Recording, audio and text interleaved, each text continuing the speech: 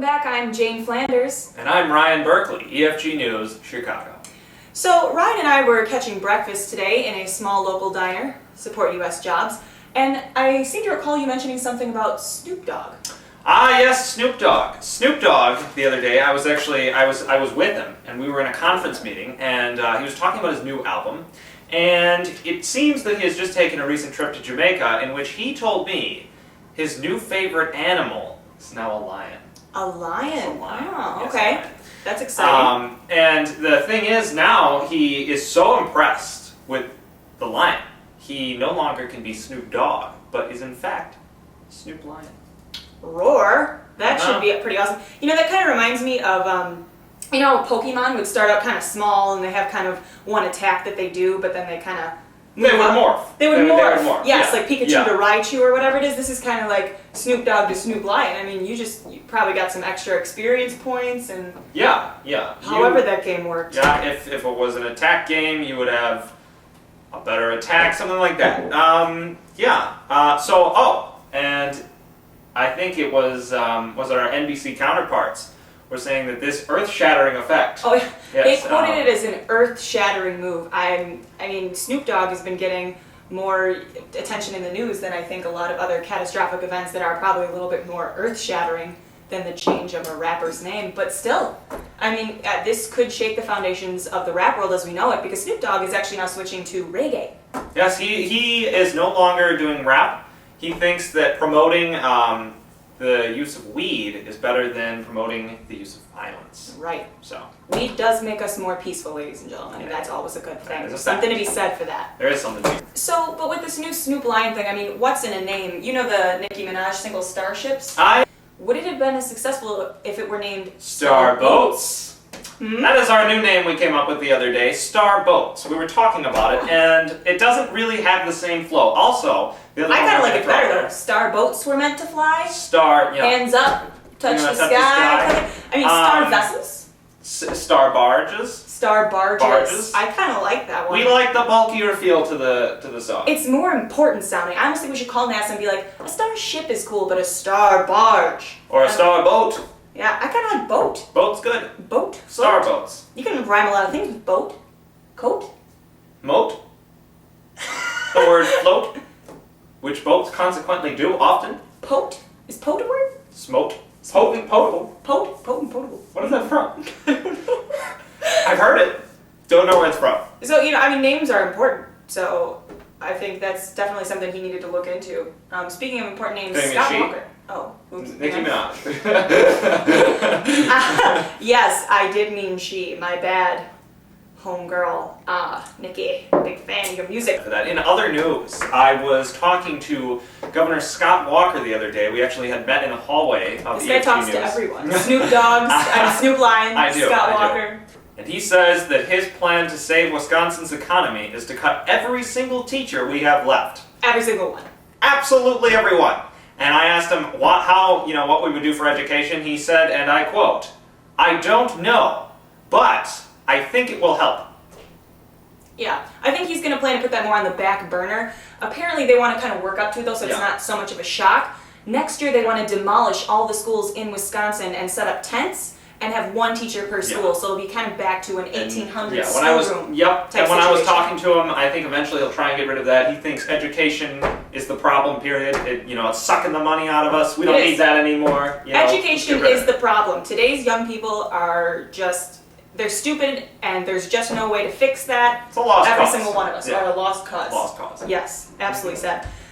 Speaking of, I guess, lost causes, China.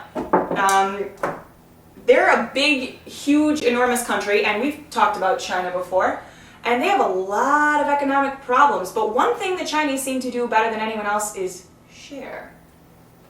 I think that they share extremely well. They share their houses, they share their wages. You got like 50 people living in one shack. Yeah, and they're communists. Their motto is sharing. It's let's share with everyone so that everyone has less. Because when you have 900 billion people, a new survey from the National Poll Association of Polls, NPAP, showed us today that China has actually increased to 900 billion people while the world was sleeping. We didn't even know, actually, this is a new census that just recently got uncovered and isn't actually supposed to hit the air, but we're letting you, the viewers, know. 900 billion.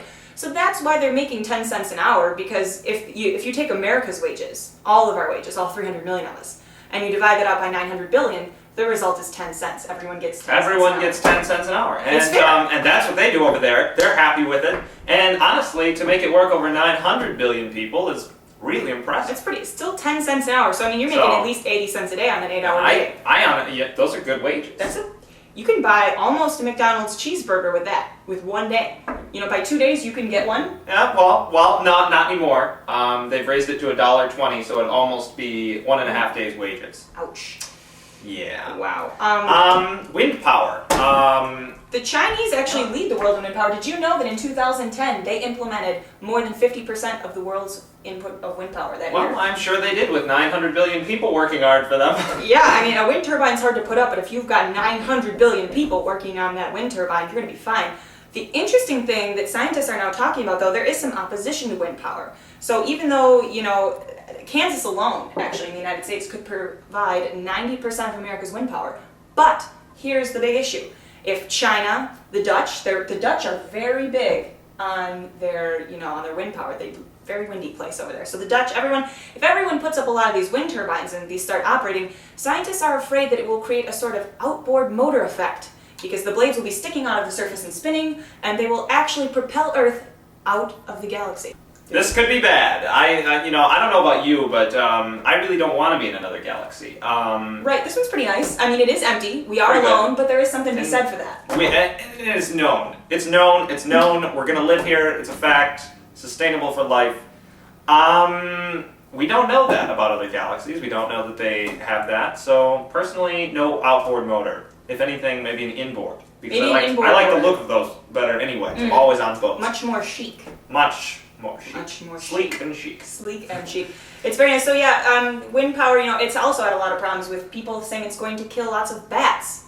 And me, for one. You know what? Yeah, you know what? I want to put this out there. I think people are just going against wind, because I want to say, in what other issue are we concerned about bats? When has bats ever been an issue? When has anyone ever cared about bats? Well, personally, I was going to say, I'm very concerned about these bats. I mean, if they're running into wind turbines and getting killed, this is going to seriously decrease the vampire population, which has been making huge bounds. Hollywood will go out of business. Hollywood would go out of business without vampires. I think we can definitively say that. We can say that for sure. Right. It's a pop culture icon. Yeah, so I mean, on behalf of EFG News, if Ryan's okay with it, and all the staff and our camera crew and the animal control team and what have you, we are going to formally rescind any kind of, approbation that we had for wind power.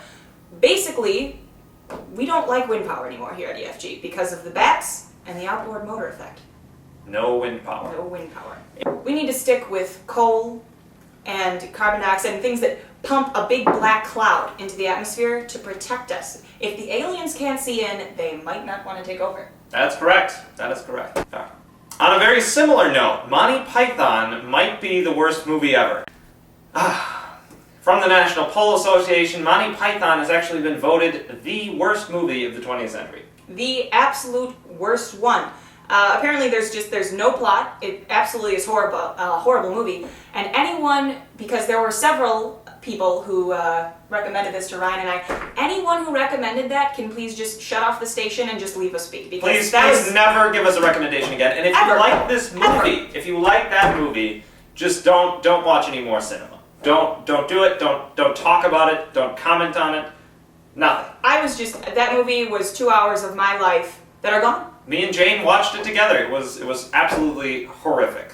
It was awful. I think I may have chuckled once, and I think I was laughing because I got so bored. Kind of like when we watched March of the Penguins. Yeah, we had the same effect, and I think everyone can agree that wasn't a good movie on anyone's terms. No, I knew it was going to be a documentary, I just didn't know it was going to be that dull. I mean, it was awful. We were literally laughing so hard we were crying because we were so bored. It was a new level of dull, that is for sure. It went to a completely new level, and honestly, if you're looking at it from an artistic standpoint, the director may have broke ground. with how dull it was. Scientific evidence actually now points to the fact that March of the Penguins is only 1/39th as interesting as all other movies worldwide. Collectively. Collectively, yes. Thank you for watching. I'm Jane Flanders. And I'm Ryan Berkeley, signing off from Chicago, EFG News.